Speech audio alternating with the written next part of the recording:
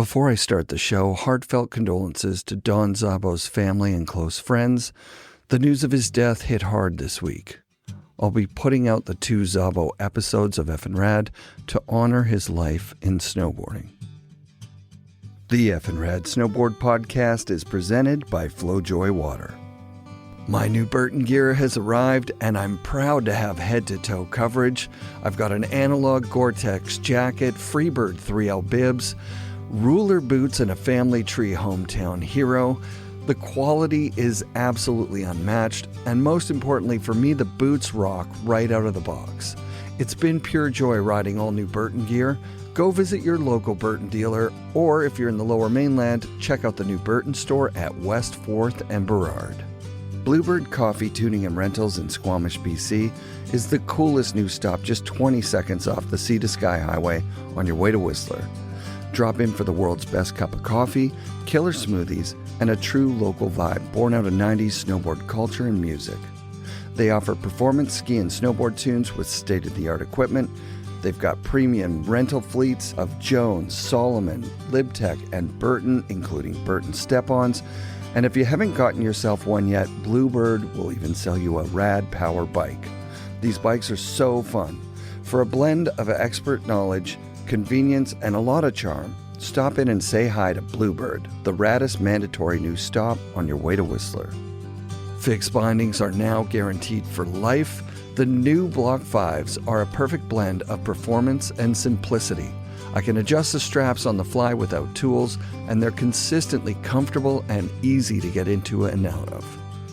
All the new fixed bindings look and ride incredibly, so go buy fixed bindings today at your local fixed dealer or check out fixedbindingco.com. Anon Optics make the world's best snowboarding goggles. I just received a brand new pair of M6s, and the entire experience was FNRad. From the case they come in to the magnetic face mask and the quick change lenses, I have to say, Anon's got me covered for Vancouver's variable snow conditions. Check out Anon's helmets, goggles, and MFI face masks at an Anon dealer near you or at AnonOptics.com. Hey listeners, this one's for you. Upline Brewing is beer for snowboarders by longtime Pacific Northwest shredder and FNRad listener Carl Montoya, who started Upline so you can crack a cold one anytime. No buzz, no slowdown, just good vibes. Unlike most NA beers, these actually taste legit, and they're brewed with adaptogens for a mellow uplift. The Steezy Golden Lager and Crushin' IPA come in at just 25 and 50 calories and feature artwork from local legends like Quincy Quigg. Have one at lunch, grab another lap, hit the after party, and still wake up for first chair or the bank slalom podium. Drinking regular beers, toss some uplines into the lineup. The natural electrolytes help you stay hydrated and keep crushing. FNRad listeners score 15% off at uplinebrewing.com with code FNRAD, or set up a subscription, save more, and never run out. Upline Brewing, brewed to adapt, crafted to elevate. Support also comes from the Pro Standard. Ken Achenbach has done it again with the push-button quick release for step-on bindings. Get them at prostandard.com before they sell out. Pacific Border, Vancouver's premium snow skate and surf shop on West 4th Avenue. Check out pacificborder.com. And 1910, the collaborative artworks of Jamie Lynn and Scof, two friends on a creative journey together, bonded by their love of art, music, and snowboarding. Go to the number 9, teen10.com for their latest collection. We need to thank our friends at Mount Seymour, Grouse Mountain, and Cypress Mountain for their continued support of FNRad, as well as essential toothpaste tabs. I love them, I use them, go buy them today. Chris Steeves was a standout pro on Invasion Snowboards from North Vancouver. Steeves landed covers on Transworld and Strength magazines, and his reputation as a respected pro snowboarder from the North Shore Mountains makes him a perfect guest for FNRad. Please enjoy this interview with Chris Steeves. You know, skateboarding in the early 90s. Yeah. Way back. Yeah. And I mean, we can get into all that. But, you know, snowboarding, whatever year snowboarding kind of started to hit the scene and Canadian Tire had these cheap snowboards, you know, black snow. And I was like, I want one. Yeah. And, you know, nobody knew what it was all about. Ski Hills didn't really know what was going on, and then kind of quickly decided that they're going to ban snowboards because, you know, if it didn't have metal edges, you couldn't use it. You had to have a leash, you know, a leg leash. And for a while, you had to have like a certification, I think. Yeah. You had to like pass a test. I just saw a picture of a Canadian Snowboard Association certification card. And it looks quite a bit like the counterfeit card that I made up, like just a picture of yourself, you know, like a school picture, and then like a fake ID that you'd use to buy alcohol when you're 15. Totally. So I showed up with a fake one. Yeah, exactly. I showed up with a fake one, and they were just like, you know what, we're going to do the test anyways. We haven't seen one of these ones before. We'll do one for you. I think there might have been an option to not pay to get the thing, right? Like it's free to just do the test, and then you're certified for the day. You know what I mean? I'm trying to go back in my memory as to what we went through, but you know, there was ski hills that were saying no outright, like, we don't want you people here. Yeah, you know, you couldn't do it. Yeah, and then I remember being on a ski hill, and I was with a couple other friends that had just bought their crap snowboards from Canadian Tire. Yeah, and they're like, okay, we're gonna go up and we're gonna do a run, and we're gonna see if you guys want to test your skill and make sure you're.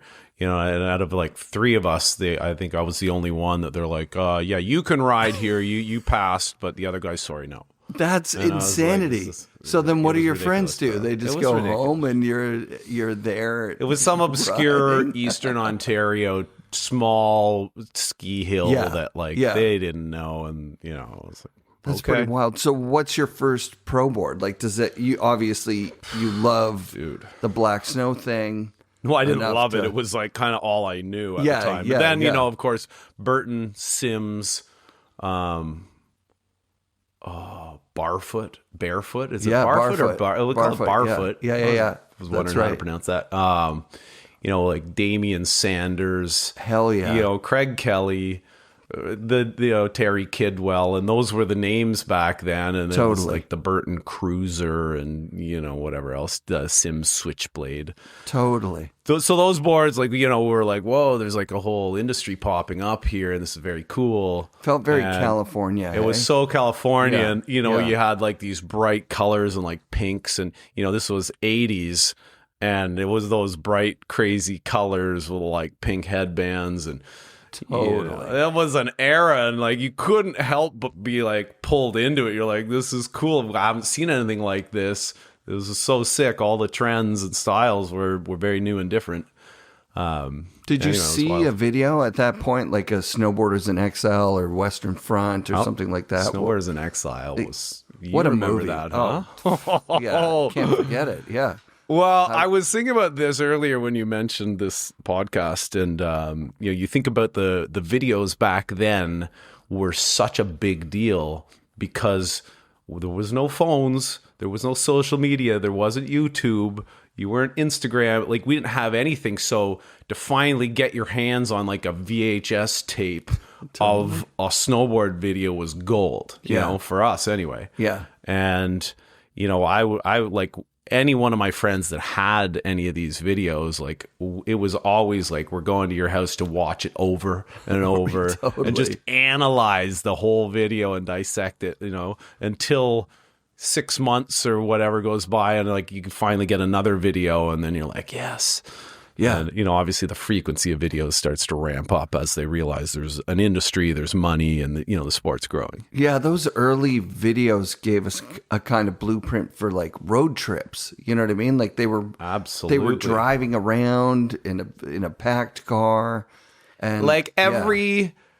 you know, this is going to date me. This whole interview is going to date me. Sorry, but this is how it is. You know, going back to that era, it was every kid out there, this is what they were doing. It was a craze of, you know, late 80s through the 90s, and, you know, we can go beyond. But they, you know, everybody would watch these videos and try and emulate or replicate what these, like, whatever they were doing off the hill, on the hill, Right. whatever it is, like, we're going to try and copy your entire life, all the tricks you're doing, all the party antics, you know, all the fashion trends, the baggy clothes. Like, the minute you saw it, you're like, okay, boom, now we got to do it. You know? Totally. Who was your guy? Were you a Damien guy, Steve Graham, Dave Sione? Like, holy, I mean, all those names, I obviously watched all of them. Yeah.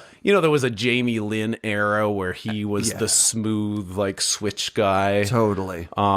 Peter Line for a while, like, just dominated. And, you know, you want to go back further. No, that's good. Damian Sanders, at the start. Yeah. I think when I first started, like, he was probably the guy that was, like, maybe Damian Sanders, Craig Kelly, and, you know, there was who's the guy that did the clown thing? It was a Sean Palmer. Yeah, Sean Palmer. Was he? Yeah, he was. Yeah. Yeah, so we're like going way back. Anyways, you know, like a bunch of great names and, you know, obviously the excitement of like, this is all brand new and we're all just kind of like discovering the boundaries of the sport and what could be done. Truth. And so obviously back then I sucked. You know, how far did you take it while you're in Ottawa? Like, are you doing backflips when you're there? So I moved out of there when I was like 17, just turning 18, kind of like end of my 17th year. And you know, Ontario and Quebec, to kind of summarize, because I'm back there now. The winters are pretty harsh, as we all know. You don't get powder riding the way BC does. You know, there's not really a powder day back there. Not sure. You know, not the way we sometimes. Yeah, sometimes you get a little more right? snow than normal. Yeah, totally. But so kind of the best you hope for there is the spring conditions when it's, you know, it's warmish, 10 degrees, sun's shining, the snow's slushy. True. And ideally there's some jumps in park. And, you know, even back then they were just figuring out, like, how do you make a park? How big do these jumps go? How do you make a good rail? And, you know, just the progression of that, you know, it started from, you know, stick a log in the snow and try and slide totally. Or, you know, go to a construction site and steal a metal bar and jam it in the snow somewhere. And, you know, to like these, you know, obviously today it's the best possible of everything. Yeah. But yeah, we were just trying to figure it out, like sliding on different stuff and learning different tricks, and not really knowing what the heck we're doing. Just like emulating those videos. Yeah. Totally. Like, I could just talk for hours about, like, you know, the like levels of like understanding as you went through of, you know, what tricks became cool and how to do them and the different, you know, that progression. It's, you know, it's crazy. Yeah. So why do you move out here at 17 or 18? Is it, does your family move, or this was what it was based on. Yeah. I just finished high school and I knew that I hated school and I hated sitting in a classroom just reading. And there was this new sport that I loved doing, and I don't want to say it was amazing, but like I kind of had a knack for it and had a love for it, which, you know, helps to get good. And I was like, you know, I kind of knew that BC is where it's all happening, the big mountains, etc. The industry's obviously all out here. For Canada, for sure. Canada. Yeah. And really actually for the world. Like there is one of the main hubs is right here. Totally. Vancouver Whistler. When people want to go catboarding, heliboarding, whatever, coming to or even just resort riding. Whistler was winning Resort of the Year every year. It was just every single year it was number one. I'm not going to remember which videos, but it was, I think Blackcomb had the Windlip, which was like a notorious, like famous jump that was, you know, and people were, Damian Sanders, who are doing like massive laid out backflips or double backflips. And, you know, and I was like, this is where it's happening. Yeah. Look at that. We don't there. Yeah. And, you know, in Ontario, I'm like, we don't have anything like this. It's not even close. No. So I need to go out west. Yeah. And me and a friend of mine, Derek Hale from Perth, small town guy. Sick. We both moved out here at the same time, drove out together, and crashed with some other friends here for quite a while, and just kind of learning the lay of the land with riding Seymour and the local hills and doing Whistler. And So you wound up in Vancouver proper. yeah, straight to Vancouver. And right away you go to Seymour, like that's the mountain that you wind up at? Yeah, it seemed, I'm not sure why exactly we ended up at Seymour for the most part, but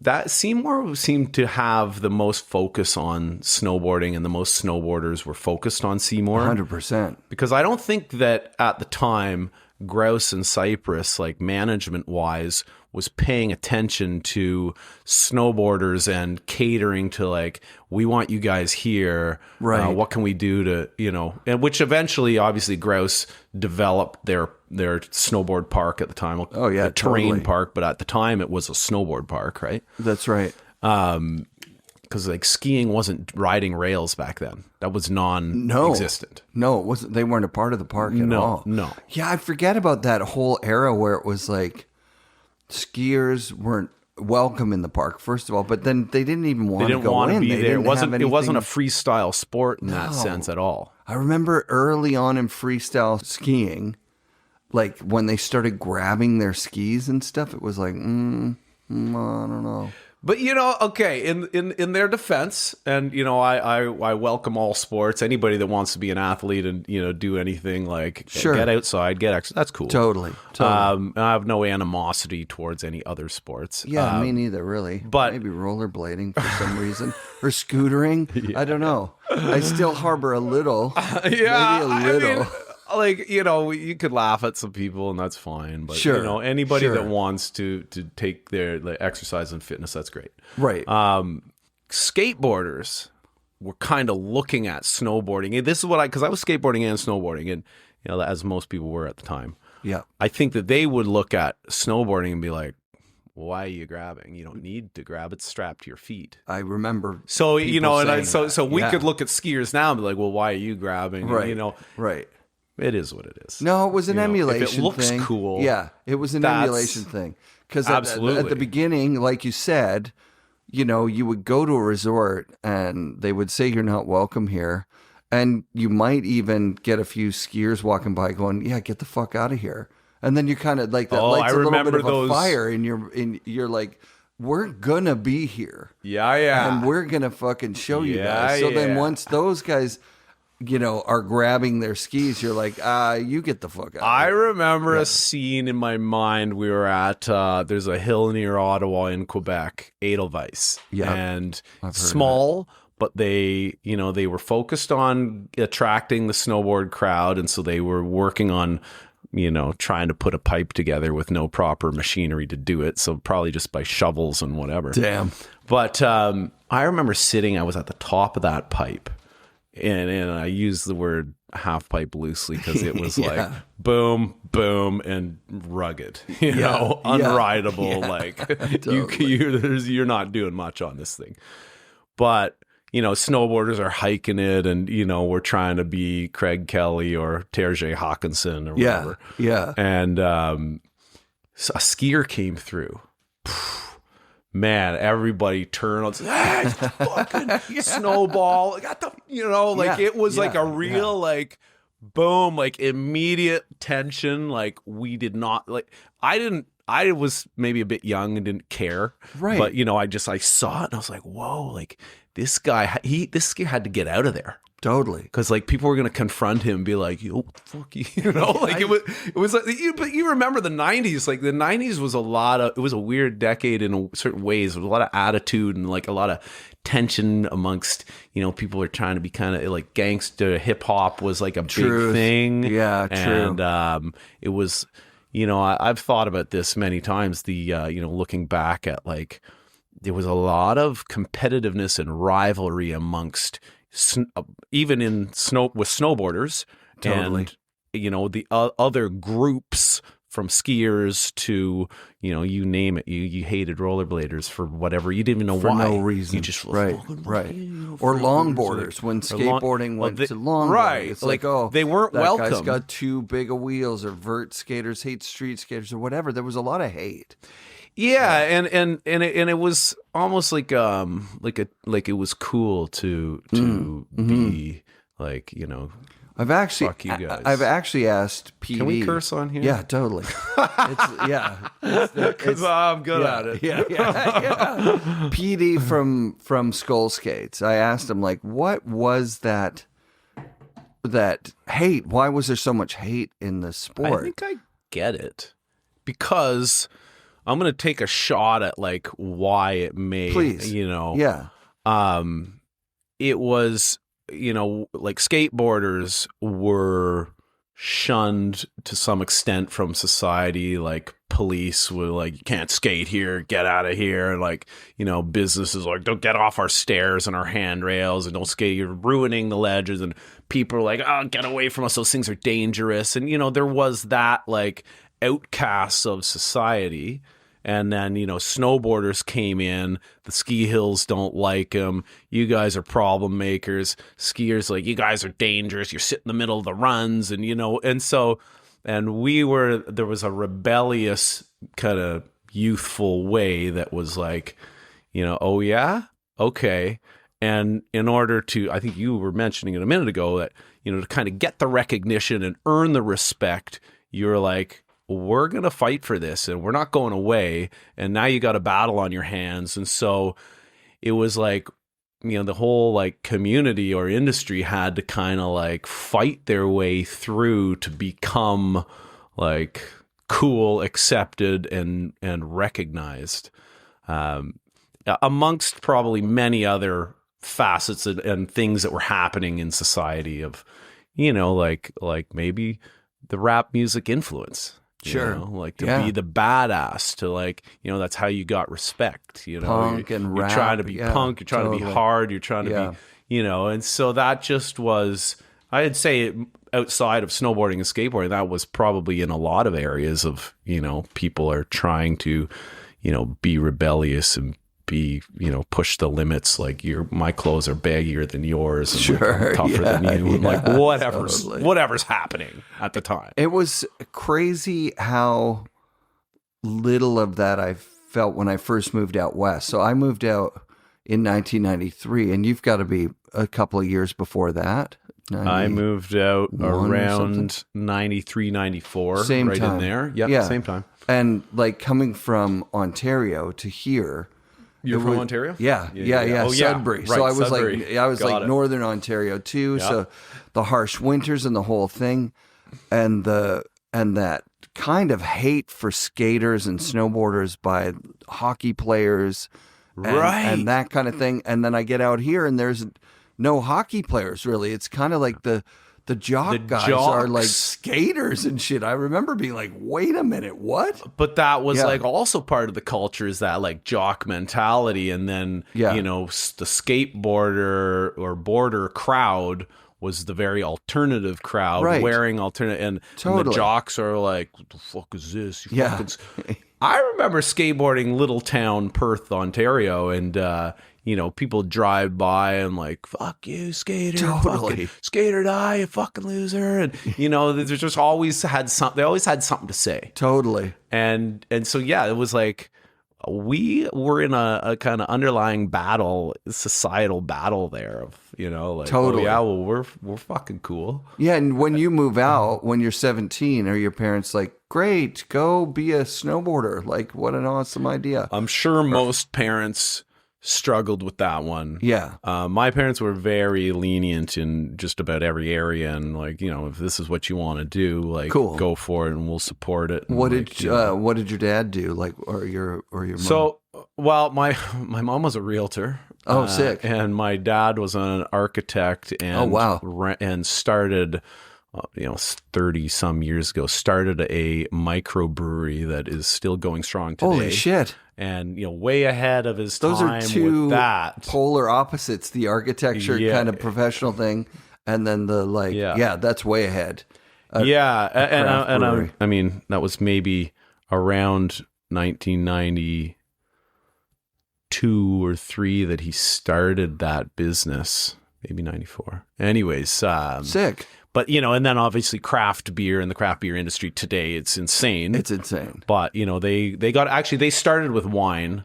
Then they were doing wine and beer, and then, just kind of focused on the beer because that industry was just through the roof. And then LCBOs in Ontario and beer stores and everything else are like, cool, well, we're going to start putting craft beer on our shelves. And sick. The rest is history. Yeah, totally. So was he also doing architecture stuff throughout that time? That's epic. Yeah. That's really dope. Yeah. So you move out west, your parents are like, but we were by no means like well off. This was all like small town, just kind of like getting going, and totally, like we had to struggle for everything, and all the ratty old gear that we would learn to snowboard. I'm sure you're the same. Oh yeah, like you getting stuff out of the newspaper, you duct tape or whatever. Those Sorel boots up, and you get another year out of them. Like, yeah. So.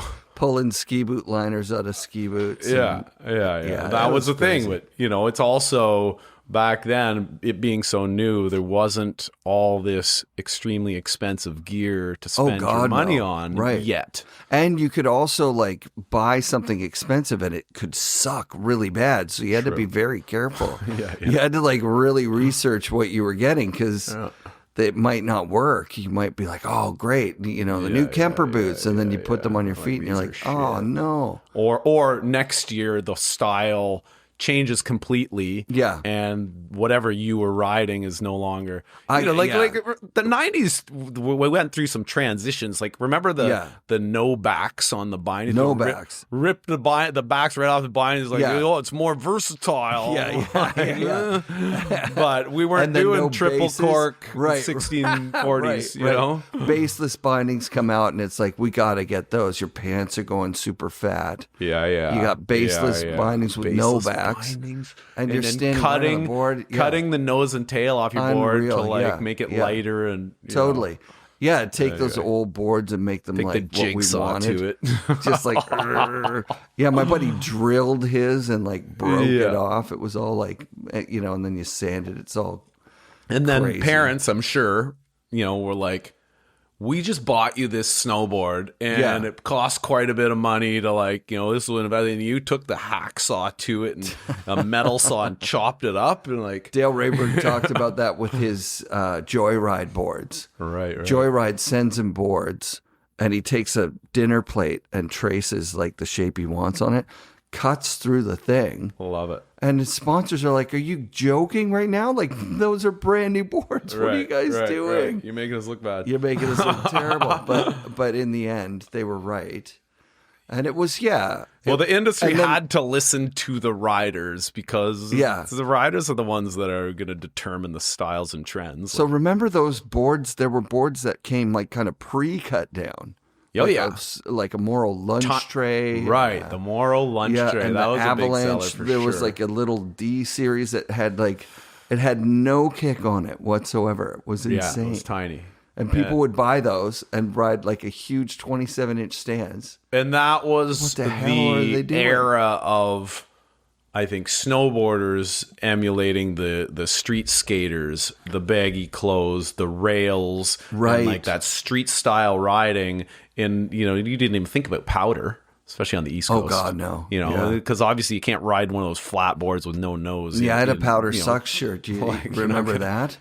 Powder sucks. It said on it, and it was like, I thought it was non-ironic. Like I thought it was like, I remember going to Baker the first time and being like, powder actually does suck.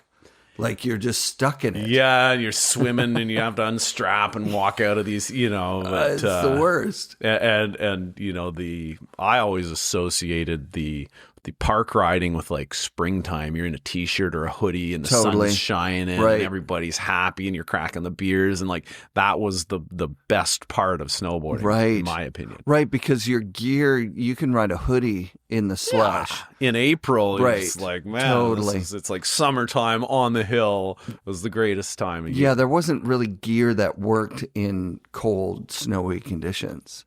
We didn't know how to do it. Okay, because we're on the same page from like our age, etc. what was that? There was a snowboard pant coming, Balls.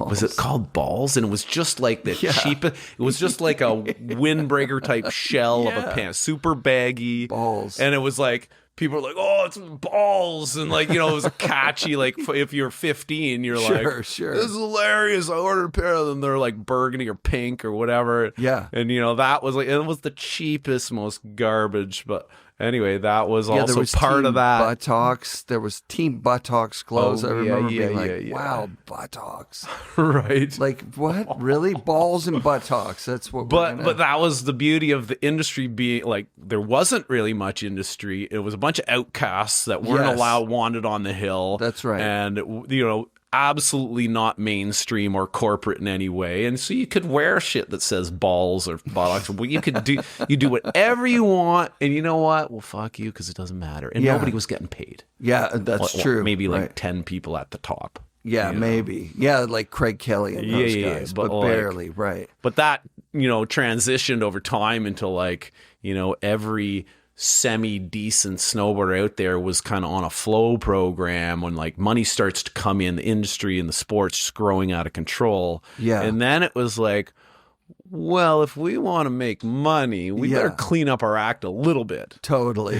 Remember Jamie Sherritt? Not really. He's a Deep Cove guy. He's a generation before you. He had a centerfold spread of just like porn on his board, like so, and then ski saver over top. Right, we'd be at Whistler, and people would be like in the lift line, families. Like, yeah, totally, families. But that's how you caught attention, and you got some kind of recognition. It was insanity, we don't give a fuck. Yeah, I remember being like, he doesn't give a shit, dude. No. That guy cares zero about what people think. And that fueled the attention shifting totally to snowboarding. Totally. Like it had to. It was like marketing before we knew what marketing was. Just anything to get eyeballs and attention. Yeah. You put some naked chick centerfold on your board, and everybody's like, "What?" Kids in the lineup like.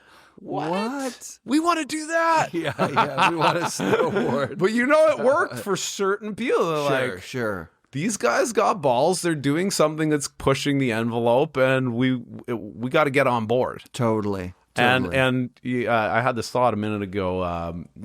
At that time, that era, snowboarding was new. We were looking to skateboarding for ideas for what tricks to do, what was cool, and different style and like graphics, for boards, all the things, like Mick twists and stuff. Like Mick twists is a skateboard move, totally, totally. Like Mike McGill, blah blah blah. But we were just taking from the skateboarding, obviously the more developed skateboard industry, and like, okay, what are they doing? Let's do it. Totally. On snow, yeah. And then of course, snowboard, you can kind of go bigger. Obviously, until Danny Way. Danny Way. I remember that. I remember being embarrassed for snowboarding. Right. Like, wow, this guy's doing this on a skateboard. We got to step up our game. Wow, Danny Way is a special. Oh my god, yeah, totally. So you wind up at Seymour, which is dope because their park program under Andy Boniface at that time. They were building a bunch of stuff, but they were building a community too. That was the big thing. Yeah. That seemed to be where all the snowboarders were hanging out. Yeah. And, there was a good community of people there, met some great people. Yeah. And that's where I don't know what was happening on Grouse or Cypress at that time. Whistler obviously had its community of people and obviously it's on a bigger scale. Some of them were strongholds from like kind of the very first generation. You've got like Alex Warburton, Dano, Nix, the Kennock crew, right? Don Schwartz. I don't know if Schwarty was up at Whistler for a long time, but then you've got the Seans, right? Kearns, and Johnson are holding it down. I still have to watch that whiskey documentary. Oh yeah, you got to check it out. I watched the trailer and I was like, man, it's insane. Took me back. And so they're kind of holding down Whistler, and there's something about Whistler being so big and people riding so fast that when you get a guy like Devin coming from like the Seymour group and riding in Whistler, Whistler's just a whole entirely different animal, right? But I remember like one of my, early first days kind of thing up on Seymour, seeing Devin Walsh riding there. And, I was new to Vancouver and new to Seymour, and, coming from Ontario where, there's a little bit of talent there. And, but then I saw what these guys were doing, what Dev's doing and San Salone, and, and I was like, fuck, they're way better here. Way better. Like, it was like, whoa, these guys are so far ahead. Better step it up. Yeah. So what board do you move out here riding? Like, what do you remember? What board you were riding? Ride board. Perfect. It was, I don't know what one, but it was like, it was cool. It was like this all white top sheet, and then there was like some colorful graphic on the bottom. I just liked the look of it. And sick. Didn't really know. I mean, Ride seemed to be doing everything pretty well at that point. Hell yeah. Based on what I saw in magazines. Yeah, they were kind of the first new school. More rider-owned, snowboarder-owned. Yeah. And I don't even know if it was. I just assumed it wasn't. It kind of was. It sort of was. Probably had corporate funding behind it. Tim Pogue and Jason Ford partnered with a guy, Jamie Salter, who had done Kemper snowboards. But Jamie's like business plan for it was to take it public. It was the very first company to go public. So yeah, it was rider owned for sure, and rider driven, and a lot of innovations. And I'm sure some of those riders had shares, or there was, some level of ownership. Yeah, the Jason Ford shares story is insane. Oh, really? He didn't even know what he had, but he saw the ticker about business, and he sees that Ride is at $45 a share or something, and he calls just a stockbroker. He goes, "Look, I think I have 10,000. It was public, huh? Yeah. Wow. It was public. Yeah, It was the first one. Wow. And the stockbroker goes, "Dude, you're a millionaire." No. Yeah. He's like, "What? How, man?" Because he'd scraped together 10 grand. Okay. I think he told me that the check bounced, and so he was almost not a partner. And then he was like, "Oh God," or he said, like, "Please don't cash the check until like Wednesday or whatever." And he was begging everyone he could for a couple $100 here, a couple $100 there. Put it in his account. He's like, "Good." Crazy. Yeah. And he bought it. But remember back the trajectory of the snowboard industry, it was blowing up at a pace that I don't even think these companies could keep up with. And there was 30, 40 new companies a year that were just popping up. Like everybody's starting a board company, a outerwear company, whatever. Totally. Like, holy. Yeah, I witnessed it. But being inside it, I wasn't really paying that close of attention. Like, I loved it. I was like, wow, so many brands. Yeah. And I didn't know what it meant, and I didn't know on the business aspect of it at all. Yeah, I thought for the longest time, I looked at all the brands out there in any industry, and I just said, everybody just makes money. That's what happens. You start a company, you make money. Right. I didn't know you start a company, you go into debt, you have expenses out the ass, and your struggle to be profitable. I didn't know what that was. Right. And obviously, I'm going to touch on our education system doesn't prep you for this at all. Right. Like I came out of high school, I'm like, well, I know how to keyboard. Yeah. I didn't know anything else. That's because the education system wants to make workers, not bosses. Right. I think that's a separate topic, and I'm a conspiracy guy from way back. I love it. And we could talk about all that stuff for hours, but yeah, like I really knew nothing about business, money, finance, the industry. Like I just thought everybody was rich and endless money. Yeah, it felt like that, didn't it? Like, you've got a small and companies were throwing money around, right? Like, like everybody was kind of like, you getting free product here and there. We'll give you $1,000 a month to ride for us. We're paying to go to this resort and travel budget and this and that and photo incentives and you just kind of thought, everybody's got money. Yeah, but no. Yeah, businesses are going out of business. and then year. that crested over that wave, and I was like, oh, they're out of business now, and they're out of business. And you're like, whoa. And then, so what's your first sponsor? Who sponsors you first? Like, were you sponsored back in Ottawa by like Tommy LaFave? But I did win some video contests. So a shop in Ottawa and Quebec, it was EQ. Yeah, on Equilibre. Yeah, and they had a handful of locations. So they did. This was my only like experience with this in Ontario.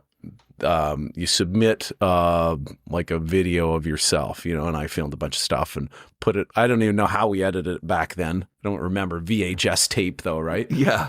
And I sent it into them, and then they reached out. I don't know how long later. They're like, "Ah, you won. I won a board." Oh wow! What'd you win? That ride board? No. What did I win? I forget, and I don't know if I even picked it up. Like won I the feel contest. like, yeah, and I was living in Perth, and then they notified me, and I was like, well, I need to get to like Quebec or to Ottawa or somewhere to pick it up.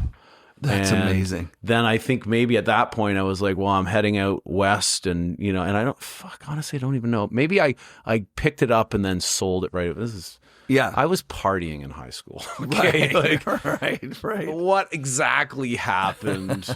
Lots of bits and pieces there, but so that's the first recognition of your talent. Before that, which was very strange. I just remembered this. I went into a skate contest in it was Ottawa, must have been, or Kingston, Ontario. Yeah. And it was a street contest. Where the hell was it? It was in maybe like the McNabb Community Center in Ottawa. It was indoors with like a hockey rink, and then in the summers or whatever, it was a skate park. Rad. And there was a shop in Ottawa called Boardwalk that put it on. And they were the Ottawa like skate shop, late 80s, and it was all the California brands when it was Airwalk shoes and whatever else. And it was the coolest thing as a kid. You're like, oh my God, it's the fucking best shit I've ever seen. I still know the Boardwalk logo, like it's burned into my mind. I remember the location on Somerset Street.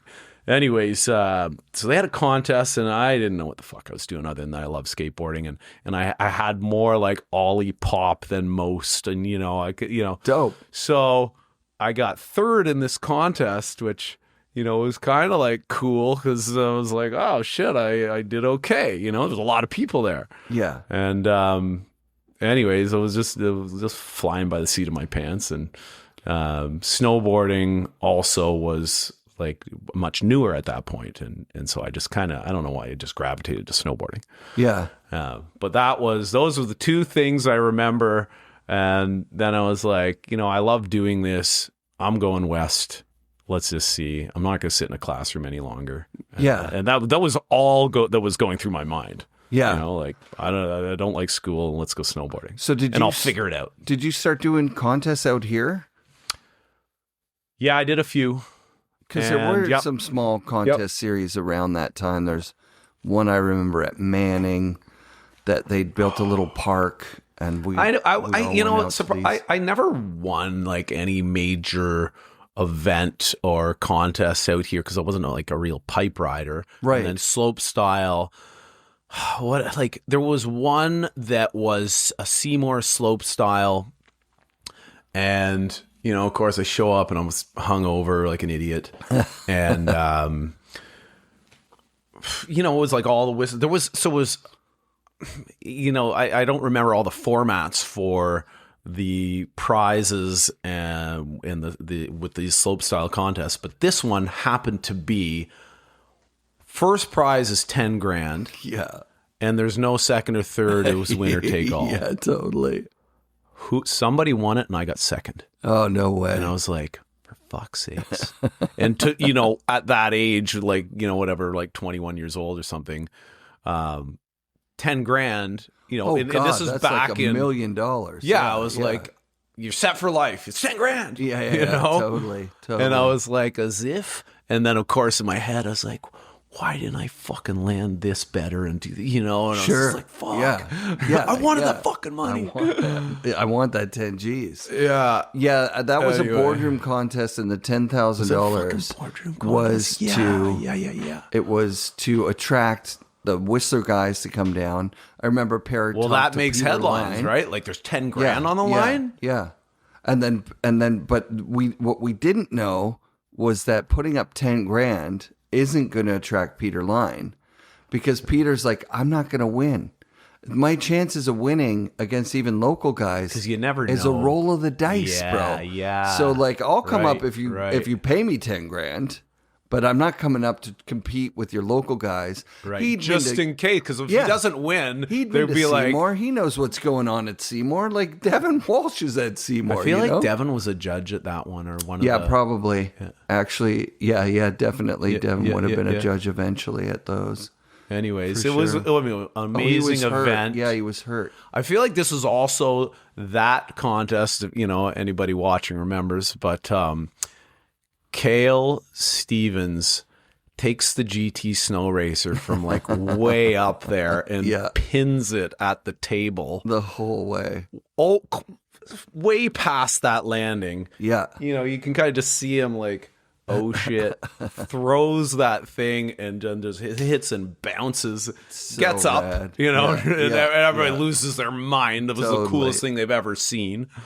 Anyways, I feel like that was that day. So at that point, are you a sponsored rider, or are you still just Like I was, boards there and was stuff? like United Outerwear, and then Dawn did Legend boards, which I was on Legend for a while. Yep. And I feel like that was Sean Fulton would have been your team manager. Sean Fulton. Yeah.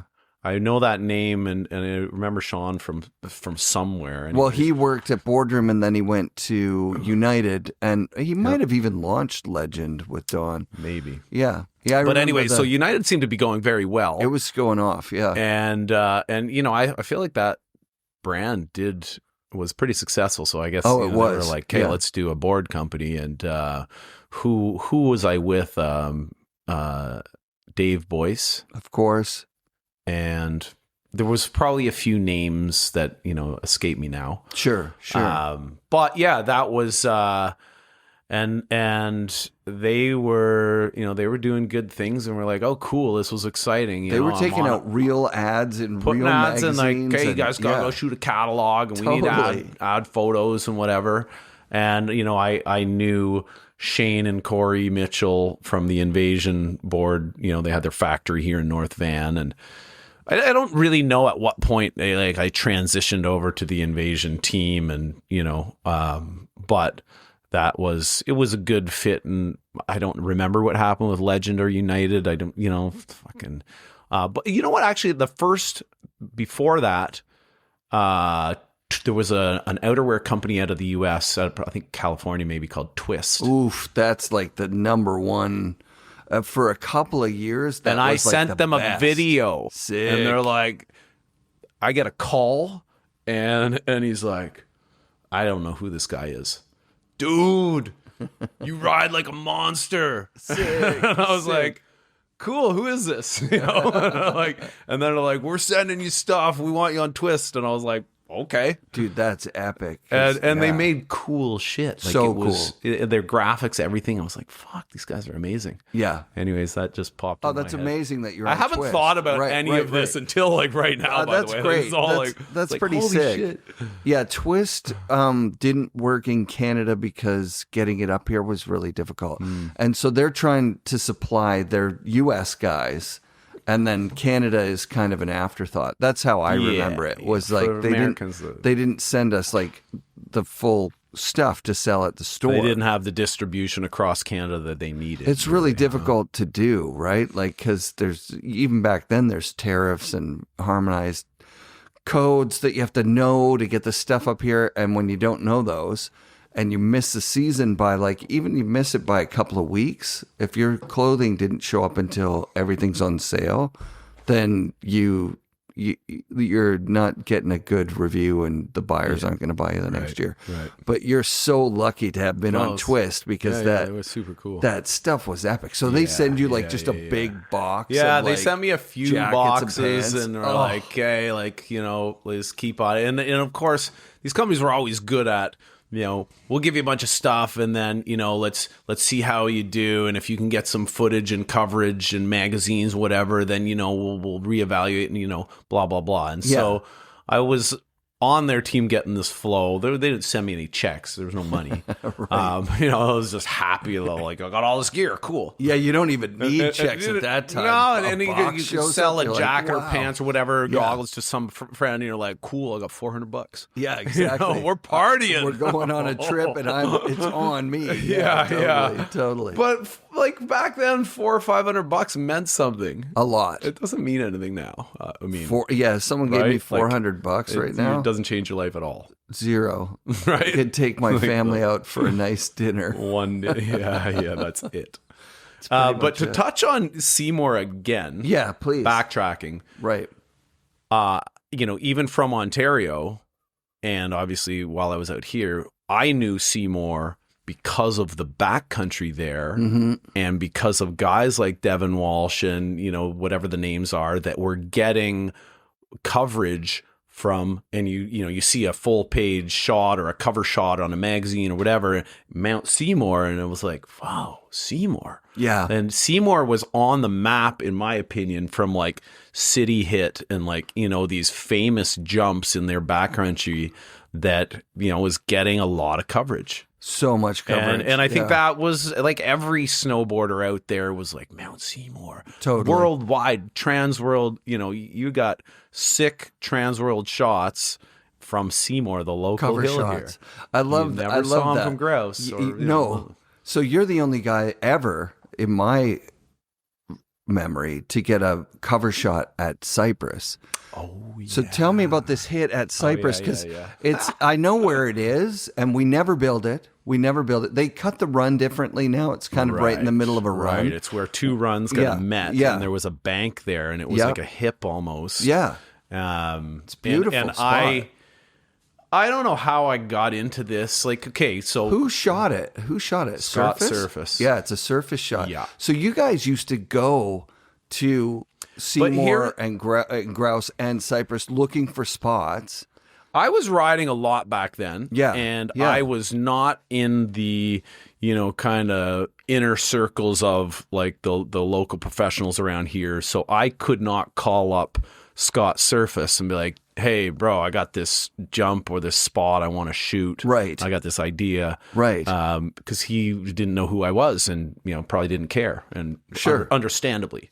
Yeah, he's shooting with the best. He's shooting in the world. with like the pros that they get paid and blah blah blah. Yeah. So, and you know, same with Derek Catella. You know, same thing. I have a similar story with Catella as well. But I happened to, or somebody around me happened to hear, like, this was springtime, and you know, I think the hill was closed at this point. I'm pretty sure we just hiked up. And, you know, obviously there's plenty of snow at that point. So it was soft spring conditions. And, you know, we dug out this, you know, a run in and a hit. And I happened to be rocking an Invasion board with a red base. And I had a red hoodie on. Perfect. You know, and I was like, I must have had the wherewithal to know that will like work. Because, you know, we were always kind of aware of like, you know, what would look good in a photo, and you know, remember the bright colors, all black. You're not, or like all beige or something. That photo won't look like much. So I had this red hoodie, which, you know, obviously kind of set, and no toque on, and you know, this is a spring shot, and you know, I was doing these like air to fakies on this thing and just kind of going as big as I could, and Serfas was there because there was some other better riders there, or good riders. Let's say. Yeah, of course. Or buddies of his. You know, maybe it was like might have been like Max Jenke, or it could have been, you know, I forget who it was. But anyways, for whatever reason, a shot that he took turned out great. Cover of Strength magazine. Strength, and yeah. and it looked sick, and I was like, and this actually, yeah, and so I have another similar story which I can touch on, but yeah, I don't know if he even told me, but like it just, I heard at some point like, you're on the cover. Wow. So at that point I was like, man, I'm going to like the 7-Eleven or wherever, and I'm buying a bunch of copies of this. Totally, I was like, I don't even know. Anyways, I went and picked up some copies. Like, holy shit. Was there photo incentives in your from Invasion? Invasion? Yeah. And then, if it was like, I was like fucking flow bindings or maybe some dragon eyewear or fucking whatever it was. Like, it was always, everybody's always happy to see that you got some coverage, but nobody cutting a check other than Invasion at that point. Right. And, whichever outerwear, I forget what outer it was. United. Did they ever pay me for a photo? They might have actually, United might have cut me some checks. Yeah, that makes sense that they would have. Yeah, because they were operating like that. Yeah, but it was never a lot of money. No. But it was enough that you were like, yes, I'm going to keep going. But it feels like a lot of money at the time too, right? And just the reward of the recognition, the hard work, and you're like, finally, like, boom, you land something cool. But before that, I was up at Cypress. Is that what you were talking about? Fuck. Sorry, let's back up, because that Transworld cover was Cypress, and that's probably what you're talking about. That's the one. I don't know why I thought of both of them. Okay, so what's the Strength cover? Strength was like 2 years after the Transworld. And cover. Where was it shot? Was it shot at Seymour, or was it shot Cypress? You got 2 covers at Cypress. Like, Cypress Bowl. It was on the southern face. Yep. And it was where one run connected to another run, and there happened to be a big bank there, and it was a quarter pipe style. And there's the backdrop is those mountains and the ocean. Yeah, that's a good spot. It wasn't ocean backdrop. It was just other like similar mountains in the back. And it ended up looking cool. I probably even have a photo of it on my phone. Yeah, send it to me and I'll put it in the show. Yeah, I will. Yeah, but sorry, to back up before this, I'm surprised that escaped me. So the Transworld cover, this was out of the blue, just freak luck. I happened to be in the right place, right time. Sick. And we're up on the peak of Cypress, whatever that top chair is. Sky chair. Yeah. And facing on the face that looks out over the island, Vancouver Island, the ocean. Yeah.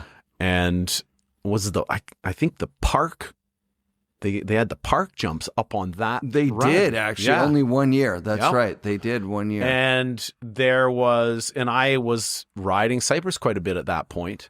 And Derek Catella came up with maybe Rob Dow, maybe Max Jenke, whoever, like somebody. That crew. Yeah, that crew. And I forget exactly who, but I don't know. Like, I think they were like, cool, we're going to kind of get some sunset shots and whatever. Yeah. And I happened to be there riding with whoever else I was with. Probably Lewis and... Maybe Lewis and, I remember seeing you guys up at Cypress because... Me and Lewis Adams rode together quite a bit. Yeah. And, there was a few other guys, but whoever I was with, there was one of these tables, and, this is back when these park jumps were not well built or designed. They were very,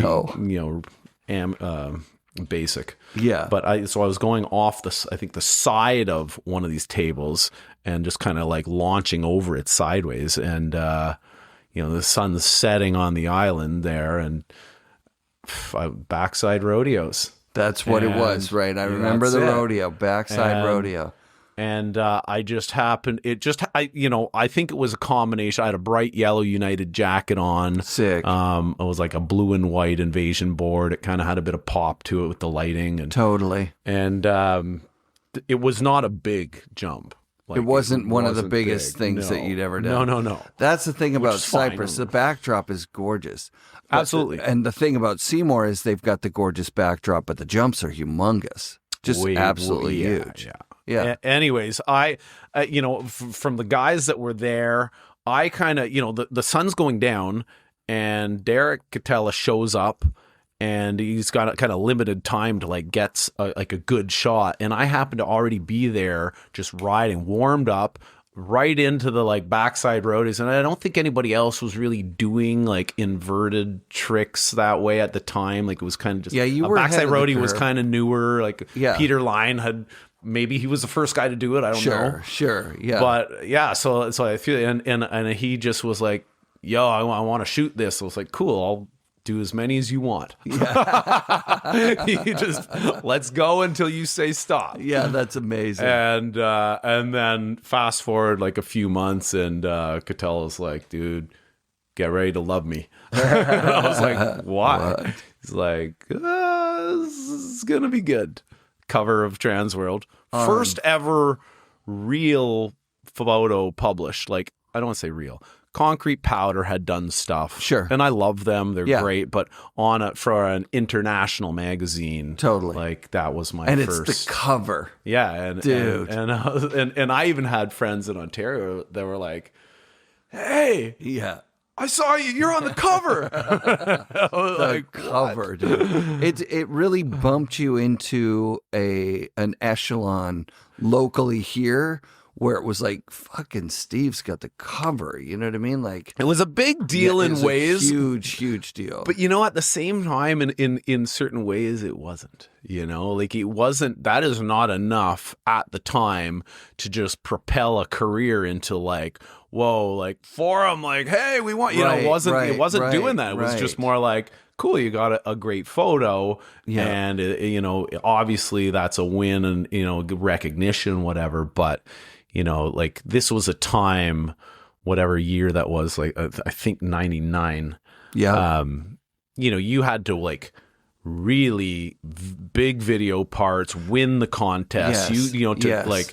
Like I don't know when Shaun White came out, but at that point, it was pre Shaun White years, but you had to be like the next like phenom kid in order for the whole industry to be like, this is the guy.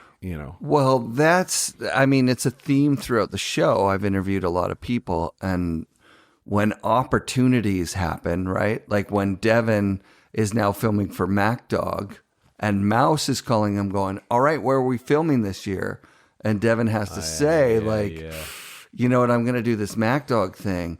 Like, so like I could imagine, you're like calling Don at United and Shane and Corey at Invasion and saying, well, I got the cover. So, Burton is knocking on my door, or like I could have tried to bluff. Right? Yeah, you should have bluffed. Burton wants me. It didn't happen. It wasn't like you get the cover and then all of a sudden team managers are calling. United, Don and United and Shane and these like the team owners, and they're obviously stoked. They're very excited. They're like, that's amazing and whatever. And it solidifies your spot there. Yeah. And I'm sure I got some photo incentive checks, but nothing life changing. Right. But like that was it. That was like you didn't get, and then some high fives from your boys. You're like, woo, totally, cool. Totally. But what's interesting, reflecting on that time is, my friends that were not snowboarders and, just old friends and guys that I would go partying with in downtown and whatever, they were like, holy shit, you got the cover of Transworld, or like friends back in Ontario, like, because they didn't know the ins and outs of the industry. All they saw was like, well, you're on the cover of the world's biggest snowboard magazine, so you must be a rock star. Yeah. That's how they equate that. I still feel that. Like when I was, and so like a lot of people were like, fuck it. And for years, I'd be like out partying, and like friends would be like walking up to girls like, yo, this guy was on the cover of Transworld. Like, the amount of times I heard people say that line, and like it was like for a lot of people, it was like exciting and a big deal. But within the industry, it was just kind of like, you got another photo. And it's just a coincidence that they're both at Cypress, or was that, what? Let's talk about it, because Cypress was putting effort into their parks at that time. Right. And they were really trying stepping to it up. compete for that business. They were moving the parks around on the mountain, and just by coincidence, there was places where you could take pictures that had that wonderful backdrop.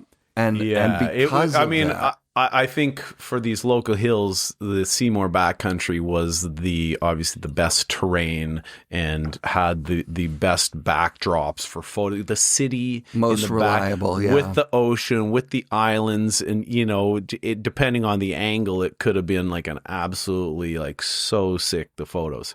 Totally. We all know the Seymour jumps and spots that everybody frequented. Yeah, man. But I not that Cypress didn't have some spots, but it was not the same. Like to get, cover type material or get really high end photos on Cypress, like there was no backcountry. Well, no, it was difficult. Side country, right. Yeah. Side country, but not the transition stuff that Seymour has, which is kind of like a little mini. Well, Baker. the strength of the Seymour backcountry is you're out of bounds, way up on these peaks, and it's not tracked out. There's nobody else there at the time. Yeah, and then obviously the popularity of that backcountry got so big that it got tracked out, and you had to get up at 7 a.m. and be the first one up. Yeah. Or else somebody else was going to claim City hit, and then, whatever other jumps that McGuire hit, and they're going to be like, they got there first, that's theirs. Right. And they're shooting on it. This is we started building it, this one's ours, and you had to go and find another spot to shoot. Totally. But yeah, anyways, it's strange, that I ended up with 2 covers from Cypress. That's dope. Yeah, I've always remembered that and been like, because I was trying to convince people at Seymour the whole time. I've been trying to convince people at Seymour. Grouse has great stuff. Cypress has great stuff. Like all 3 mountains have their own vibe and strength. For a while there, Grouse was putting in a ton of work to have the best park, and I would say they succeeded for a few years. Definitely. I have no idea what they've done in the last 15 years. Well, they have a handle toe now, which is like the only thing on the North Shore. The terrain park. It's just a terrain park. It's almost all rail stuff, so I'm a little bit bummed that it doesn't have jumps, but you don't need to make stuff for a 50-year-old man. That's been a trend for a while. Parks are focused more on the rails, less on the jumps. I think they're maybe easier to maintain. Less injuries, less liability. Injuries? I don't know. I'm not sure. But now, like really excitedly, they've got this new snowmaking thing. Seymour's got it as well. Okay. Where they're going to be able to maybe keep the handle toe going 4 seasons all year. Wow. Which would be insane. Is this like they're blowing some like artificial... I'm trying to figure out what it is. Like I know if you went to like Japan, they've got... I'm pretty sure they're making like artificial snow that you can snowboard on. I saw some video about the training for like proper jumps with the airbag landings. Yeah. And I don't know if we have that around here, but I think this was Japan. They're way advanced with it. Super advanced. Yeah. This is a new snowmaking technology that was developed in Quebec, and that the guy came out, sold one to Grouse, sold one to Seymour, and it can blow snow in like 11 degrees or 12 or 20 or something. Snow? Like, so it's actually like frozen water? It's little frozen pieces of ice that are a certain shape. I think maybe the shape is what makes it not. Yeah. So it feels or like do they corn add snow. some kind of like chemical elements? So according to the people I've talked to, they don't add any chemicals at all. It's just water. I was like, wow, that doesn't seem to make sense. I'm trying to get an interview with the people that know the technology so I can share like what the hell it is. Because really it's best for us to know if it doesn't have chemicals in it. We should know that. Because at first I was like picturing like little chunks of styrofoam, or Yeah. like some antifreeze or something. Like plastics. Like, or what something. am I riding on? Yeah. It's like AstroTurf, and Right. What the hell is this? But it's supposedly just frozen ice cubes. I mean, you can see. I don't know where I'm out of the industry for so long, but Right. I've seen the footage of these kind of slope style type park courses that are all on like an AstroTurf type material. Right? I don't really know. It's, I guess, a plasticky rubber. I don't think I've ever ridden it, but where we are, there is a little indoor training facility that moves on a conveyor belt that you can ride endless plastic. Right. Yeah, they teach people. But they do a run on there's like the rails and boxes and whatever, and fuck, it's not bad. Indoors, right? If I was like 15 years old, I would be all over it. Right. It's an indoor snowboard park that's just available all the time. They have those in the UK, and I think the indoor thing. I went to my first indoor in China, and it's like going into the freezer of your fridge.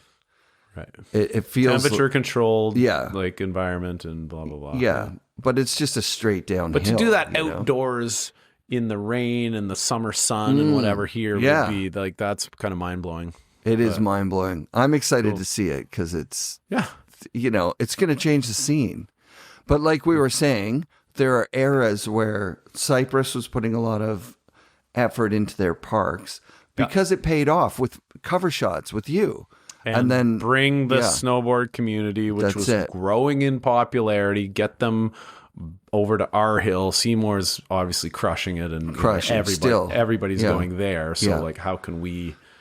And now Grouse has their own but scene Grouse that had they the grew. money. Yeah, right? I mean, Grouse has the terrain too. They've got really nice fall line under the chair. Yep. And I mean, it's really the effort, right? Like the effort that people put in. Right now, I would say the effort at Seymour is because of their park staff being so you need passionate. the right staff and management. Yeah. And obviously they got to have the budget, and and it absolutely was healthy for all of these hills and for the community to have the competition between them, because if Grouse steps it up, well, then Seymour better step it up. Totally. And if Cypress starts stepping it up, well, Grouse got to step it up. And, we needed that. That was perfect. Yeah, I see a lot of passionate people at all three mountains. Like the people that run the parks are all very passionate.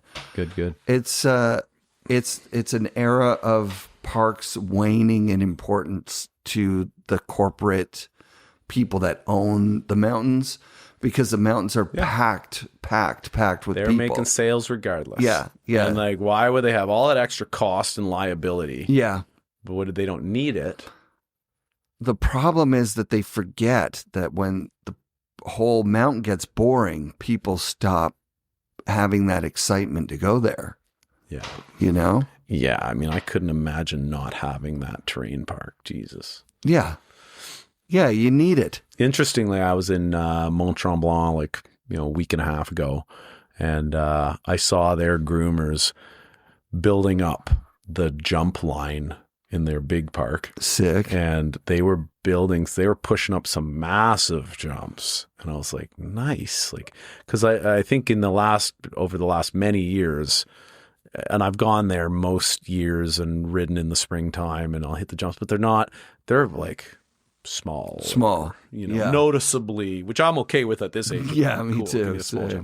But like, I was kind of in my head thinking, like, what happened to the like 60 footers and 70 footers that were like, only the top guys would dare throw themselves off it. Totally. Those days seem to be gone, but I wonder if maybe they're gonna make a comeback, because the parks are focused like 90% on rails now, and boxes, and those jibs they're very well designed, and they're sick, and especially the skiers, a lot of them are built for skiers, I think. Sure. Yeah. I don't know. But like, go to Quebec, I don't know. I'm going to take a guess. When I go through those parks, it's like 80% skiers, if not 90%. Like, damn.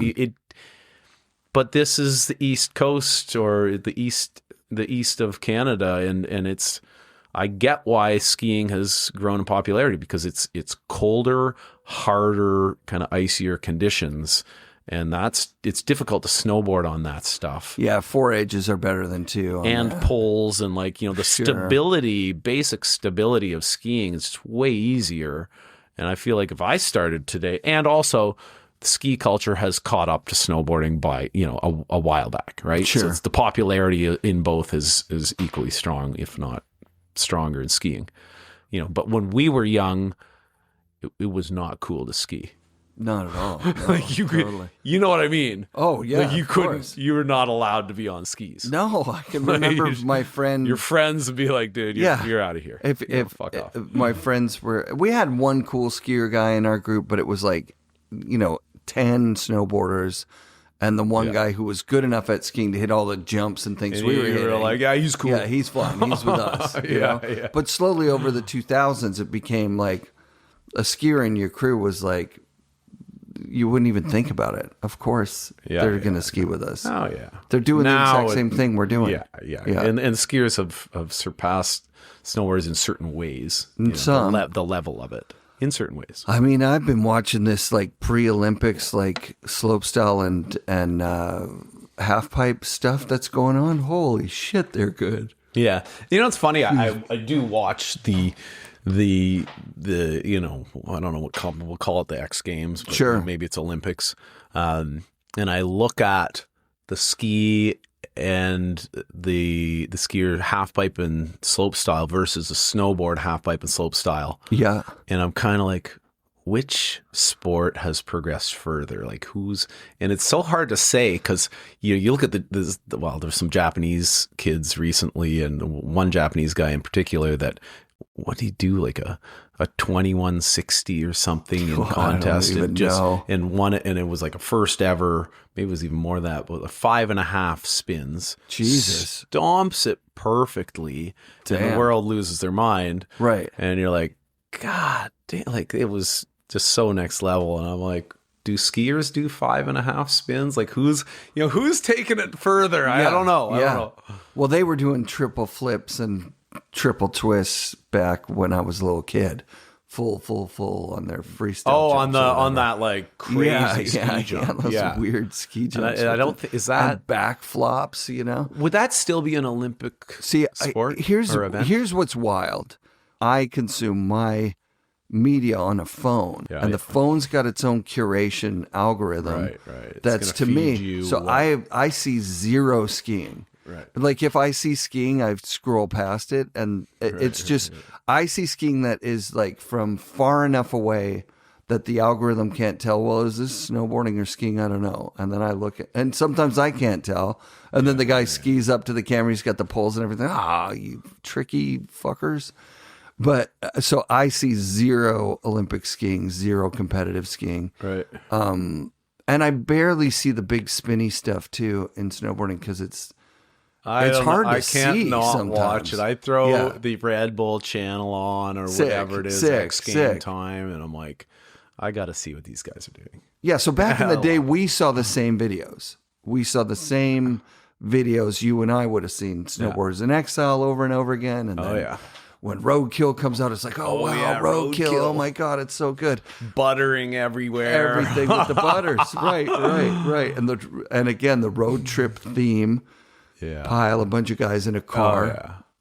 So, but now it's like my algorithm has cat videos in it or whatever other dumb shit it's got in it. You've got your algorithm with whatever you're seeing. And there's no wrong way to consume I will media. Consciously search outside of my algorithm though. Like Good for you. Like that seems smart. I know it's going to feed me kind of similar content over and over if I don't like go look for something. And then the minute you go look for something new, it starts feeding you some new stuff. And cool. So it's you kind of have to go looking for it for sure. Yeah, I got my report but I get bored quickly. So because it's Monday, you get your report, and I've reported on the show about this before. You don't have to fucking say yours, but 7 hours a day last week. 7 hours a day. Woo! 7.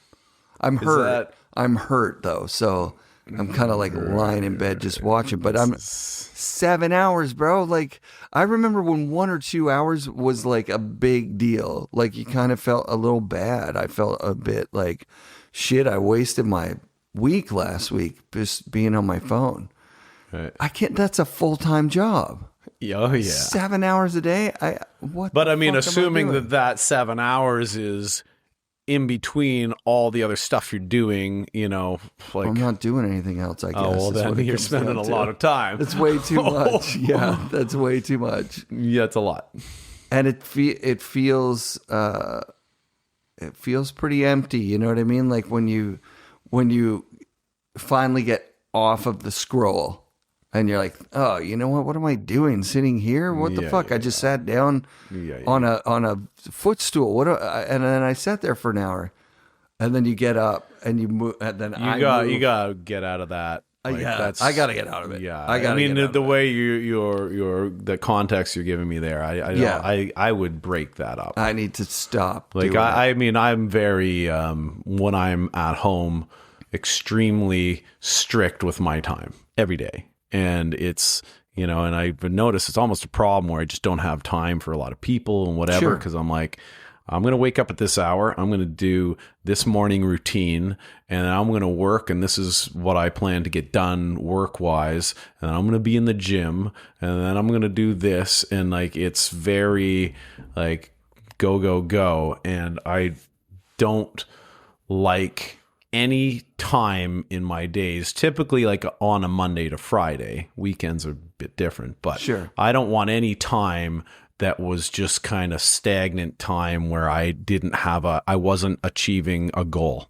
Interesting. You know? And that's that makes sense. Like, you know, like it's maybe not on like a Rob Dyrdek level, but like I like that mindset and that you know, that schedule of like, you know what you're doing and know what you're working towards and figure out how to get there and budget your time accordingly so that like, you know, you're getting so much done on a daily basis.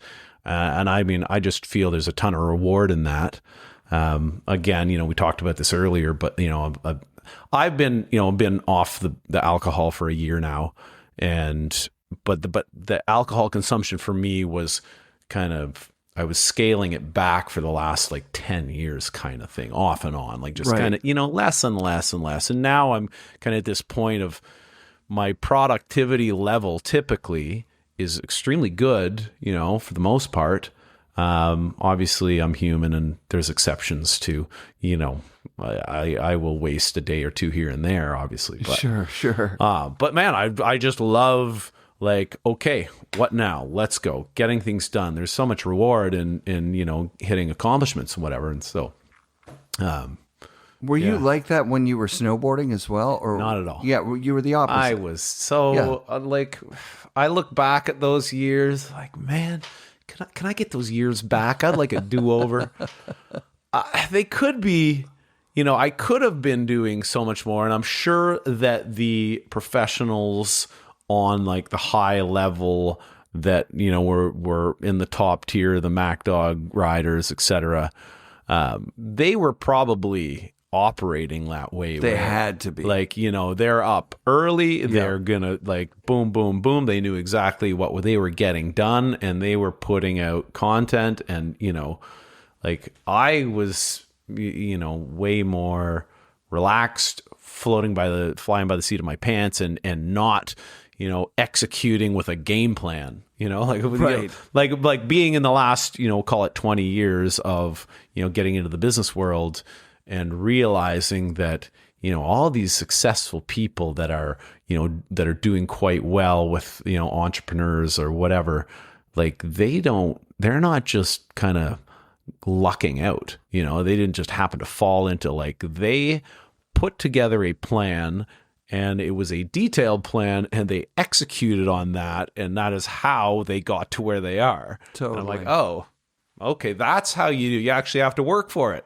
Yeah. You know, like, not that I wasn't a hard worker, but nothing like, you know, my understanding of it is nothing like, well, what it is today. Sure. Yeah, but you know, sense. Also, like, you know, for any viewers here, like, you know, going back to those years of the 90s, as an example, in early 2000s, we did not have the cell phones and social media content that we have today. And I, for one, consume, you know, sure, a lot of social media content, but I try my best to follow the people that are delivering valuable stuff every single day. And, you know, whether it's in the business world or investment world or motivational or professional in any field that has some like real and valuable stuff to share with us. And a lot of them are. It's this amazing time to be alive. Totally. I love social media, and I know why you spend you average 7 hours a day. Sure. Because, you know, I would have done the same thing 30 years ago had I had that opportunity. I'm trying to absorb as much value as I can on a daily basis, and I'm like, fuck, this is phenomenal. Anything you want to learn now, you could YouTube it, and you can learn you can do anything. There's videos on how to do anything. Yeah. You know, like literally just pick it and boom. Yeah. I want to do this. Including how not to spend 7 hours a day on your phone. Absolutely. If I wanted and like, you know, how many of these guys are like, stop scrolling, get back to work. What is it? They're your goals. Like, get back in the gym or do your stretches and your Pilates, your yoga and your breathing exercises and your, you know, and the list goes on. And yeah, like half these guys, these influencers are just like yelling at you to like, okay, get on it, you know? And I like that. Sure. You know, like I could throw out some controversial stuff, but you know, take this for what it is. But like recently, very controversial guy, Andrew Tate, you know, which is all on. I don't know who he is, but. Oh, really? Okay. Yeah. So anyways, a lot of viewers will know. Controversial. I get it. But he's putting out some videos where he's talking like very motivational stuff that's like, you know, here's how you execute. And this is the mindset you need. And, you know, this is the key to like, you want to break through and get shit done. And fuck, I'm like, it's, you know, I get a lot out of it. I don't mind hearing that. Like fucking, you know, somebody wants to yell at me for like, you know, get off your ass and get this shit done. You know, I'm like, cool. That's what I needed to hear. Sick. I needed to hear that I got a little too slack there. Let's go. I wonder if there's the opposite, like the guy that's like slack more. So you're only at 7 hours a day. Yes. Get to 20. Gary Vee? No idea. Holy shit, Eric. Okay, so Gary Vee, huge, well-known influencer, was like one of the, you know, kind of original investors in like Facebook and Twitter. And like, you know, the dude's built a media empire out of New York City. He's huge. Sick. Makes huge money. And so he's extremely, like, he's posting nonstop every day. But he's also like, listen, you know, don't burn yourself out and, you know, find what you enjoy doing and pursue it, and, you know, work hard when it's time to work, but, you know, relax and take time to yourself when you need to. And like, you know, he's one of these guys that's very much not just like, you need to grind 19 hours a day and fucking who needs sleep, you know, but you can't hear that all the time. And that doesn't make sense. You know, you need sleep. You need downtime. You need other like interests that'll, you know, that you can relax and watch football and whatever it is you like to do. Connection or whatever. Yeah. Totally. Like, under no circumstance does it make sense to just work round the clock every day till you burn out and hate your life. Right. You know, and your health goes. Yeah. It doesn't make sense. Yeah. Don't let anybody say that. Yeah. That's the big thing, is being healthy into our 50s. Like, holy shit. So quitting drinking for me was a function of, you know, the work I have to do to put out the show. Like, I would hear my drunk voice on the show and be like, ooh, that's not great. So I would not drink on the night that I was recording the show. And so you got some energy, you're out. sharp, you can and then speak. I kind of searched out for a while, like things that you could show up at a party with a water that looks like a beer and just drink and fit in with everybody. Nobody will ask, as long as that you're like, I drink the non-alcs quite often, mocktails and non-alc beers. Perfect. Nobody says anything. Nobody that's cares. That's the thing. Nobody gives a shit what you They'll can make a joke of like, you know. Well, sure. When they're getting wasted or whatever. But yeah, I definitely have noticed that I could go to a bar with my friends, just order waters. Because you only have to say, I'll have a water one time. And then Shane's coming in. Oh, sick. Give me 1 minute. Thanks, Shane. But yeah, so backing up a sec, like, you know, with the phones and social media that we have on us 24/7, and I spend almost every day, I'm in the gym at some point, so I'm like trying really hard to like stay on that stuff.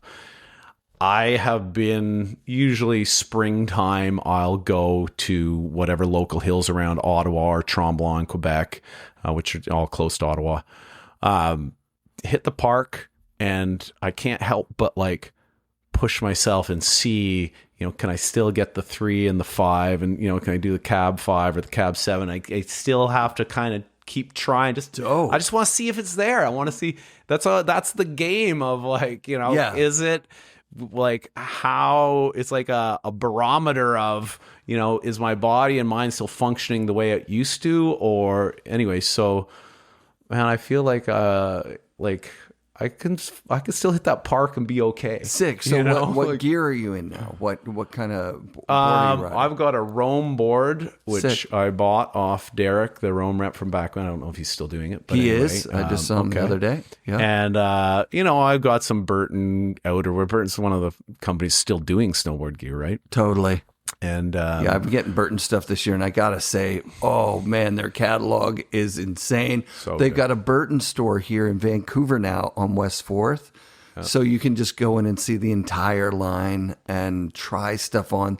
That's really key now with gear, right? Like, because a lot of shopping's gone to online shopping.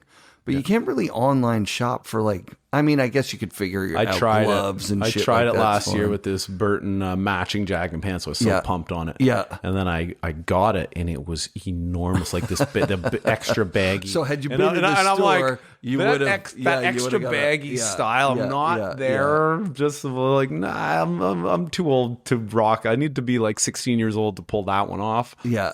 So I returned it. I went to a baggy fit this year. I love it. Yeah, I love it. Yeah. But this was like Burton's extra.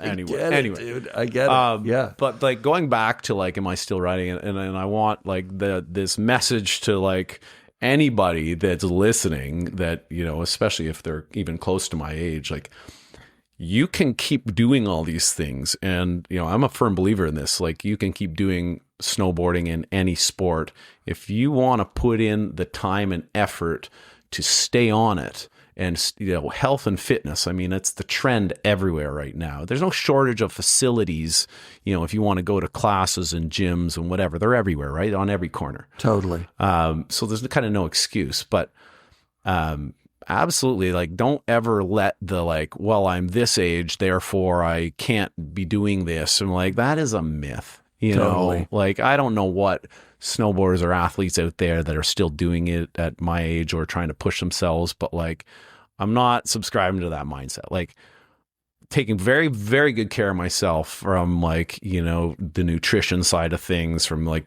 stretching 3 times a day, hitting the gym every day. Sick. And like, you know, like cold plunge to sauna to breathing work, and, you know, and so on, just all of these things. And I get to that park and I'm like, okay, like, I'll start small. I'll 50-50 that rail, and then I'll board slide, and then I'll lip slide, and then I'll kind of slowly, I'm going to do a 180 and a 3 and a 5, and just go back to it and just slowly work through it. And, you know, and I'm kind of in my head, I'm like, fuck, am I still doing it at this age? Like, am I actually, but I fucking love it. And I love the challenge of like, maybe I can land this. Like, let's see, you know, and push it. And fuck, man. So last year I was pushing it with, you know, some snowboarding and in the gym, just kind of pushing a little too hard. And then I was playing hockey and something went. Yeah. And I was like, fuck. So normally I don't go to the hospitals. I don't I don't just find a lot of them are like, yeah, get them in, get them out. And like, they don't, I'm going to go way deeper into, what's going on than a typical doctor might, say or do. You'll go to physio or something. Yeah. And I'm not against going to see these professionals. I think they're great and they do offer a lot of stuff, but I'm just going to do the research on my own to the best of my knowledge, and I'm going to go spend hours stretching it, rehabbing it, and doing what I got to do. Cool. And so after a number of weeks of like, I'm just limping, I show up at the gym and I'm limping, and everybody's like, why you're still limping? Like, what's wrong? I'm like, I don't really know, but my meniscus is gone in one knee, and it's bone on bone, and it's arthritis, and so I get in to see a doctor, and he's like, and I thought I needed an MRI. He's like, no, you need an X-ray. I'm like, I think I need an MRI. No, you need an X-ray. I was like, okay. And this is like, sends me to the X-ray clinic. I get the X-ray, I go back to him with the X-rays, and he's like, there's nothing we can do. There's no saving this knee. It's bone on bone. It's arthritis all throughout. He's like, you can get a knee replacement, or you can come back every however often and get cortisone shots. Yep. And it'll kind of keep your knee lubricated, and and then I left that clinic. YouTube immediately, like, side effects of cortisone shots. Yeah. Bunch of videos about like how you're really not fixing anything. You're masking the problem, and it can lead to a lot more long-term issues. Absolutely. So I'm like, okay, that didn't work. So I get to another doctor who was a friend of a friend, is a younger guy. He looks at the X-rays. Now, there's nothing we can do. Oh, you wow. get the knee replacement, or you work with what you have. Okay, well, I'm going to work with what I have. So this is now 6 weeks in, still limping. And I'm like, this is bullshit. So I, eventually find some videos where there's certain, professionals, one guy in particular out of Mexico that is like, I am treating and helping patients with bad knees, and surgery is your last resort. Don't do it. He's like, I've had many, many people come back from all these injuries, and despite what popular opinion is, meniscus and cartilage can regrow over time. Oh, wow. And you can fix these things. And I've always been a believer that anything can be healed, anything can be fixed. Sweet. So I start doing more exercise, because he's like, these are the exercises you need to focus on. I also ran into a guy at the gym. He was a military guy, and he's like, fuck, I had a knee injury, similar thing, blah, blah, blah. The cold plunging, cold therapy really worked well. And so getting that ice cold water on my knee, all inflammation goes right down. And like right away, I was like, fuck, it's feeling like, immediately started to feel better. And I was like, this is working. Just tripled down on that one. I'm like, okay, I'm going like ice cold water on my knee every day, 3 times a day. Like, Sick. Let's go. And then we'll fast forward like 4 weeks. 4 weeks from when I was like limping around the gym. Up in Tremblant, sunny spring day in the park, and my buddy's there with the camera or the phone, and I'm like, let's do a couple lines here. Sick. And a couple back fives, like decent size. Nice. I had a line back 5 into a cab 7. The cab 7 I slid out on. I was a little upset by it. But landing switch off a 7. But like, like a healthy like jump, not big, but big enough that I was like kind of proud of, and I was like, it was only 3-4 weeks ago, the doctor's like, there's nothing we can do. You need a knee replacement. Yeah. And here I am, 720, like cab 7 in the park, and at 49 years old on a knee that's fucking destroyed. Right. And that's where I'm like, you don't have to lie to yourself. Like, you can do anything if you put your mind to it and you want it bad enough, you find a way, you know. And it's going to be like, the restrictions are going to be what you put on yourself. And I didn't think I would be in that spot. And I had buddies, I posted the videos, of course. Yeah. And I had buddies like, dude, don't you have a blown knee? Or like, I don't think this is the right, and like people, and I was like, I don't care what anybody says anymore. I'm going on what I feel I can do and what my knee tells me is acceptable. And I was feeling good and, blah, blah, blah. And so, going back to this conversation, like 50 years old, like, I will be in the park this March and April. I will be throwing down, and I'm just for my own enjoyment to see what level I can hit. And I'm not letting anybody tell me that I can't. Fucking love that stuff. Yeah, you don't quit skateboarding because you get old, or you don't quit snowboarding because you get old. You get old because you quit snowboarding or skateboarding. Yeah, because that's the quote from right, and I'm seeing these people, in all areas that. They're getting old because they no longer have a goal or something to work towards. Something they love, like snowboarding. And they haven't kind of set that for themselves where it's like, no, I'm going to get out there. I'm going to do it this year, and I'm going to like try and achieve this or whatever it is. But once if you have those goals or those passions, you can keep doing them. I found a little like tell. If somebody complains about the weather, you know what I mean? If people are complaining about the weather, then they probably aren't enjoying some sport out in the weather. They're just like staying away from weather. They're getting in their car in the morning and they're driving to their work, and then they're getting in their car in the evening and driving to their home, and they're never out in the weather. But they're like, oh, sure is shitty and rainy out today. Well, that's also just tells you what their mindset is for almost everything in their life. Just totally. That, like, you could just get a glimpse of, like, this is how they, like, you can't, complaining is a go nowhere, negative, dead end. Like, just drop it. Doesn't matter where you are. It doesn't have to be the weather or the snowboarding or whatever. Just stop complaining. Yeah. True. Because the minute you do, you can then start focusing on, like, what's good about this, like what is positive here, and what could I spend that mental energy focusing on so that I can get ahead, or like maybe I don't like the rain or whatever it is. Like, sure. Well, let's focus on, like, well, where do you want sunshine? Go somewhere sunny. Like, be creative and constructive with your time and your energy. Like, dwelling on the past or dwelling on the like what sucks in your life. I mean, that you're killing yourself. Yeah. That's a slow death. Get out of there. Totally. Right on, Chris. Well, thanks for coming on the show. Thanks for coming all the way out here. How often do you get out? You get out once a year or something? I want to try and do once a winter, come out here. Yeah, and, man. Visit. I'll make sure I let you know next time. Please, it'd be nice to ride with you. Yeah. Take you to that Cypress spot.